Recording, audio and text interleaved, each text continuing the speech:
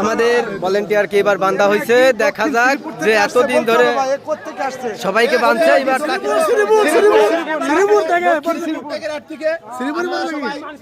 লাঠি নেন। খুব আইডিয়া করে আসছে যে আমি ওটা ভাঙতে পারবো, ঠিক আছে?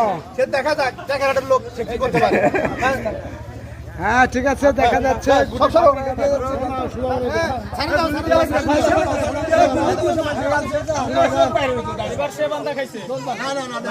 এতদিন সে বাঁধতো মানুষকে, আজকে তাকে বান্ধা হয়েছে, দেখা যাক সে কোন দিক যায়।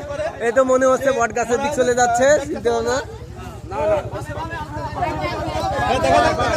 সোজা সোজা সোজা সোজা সোজা আর একটু সামনে।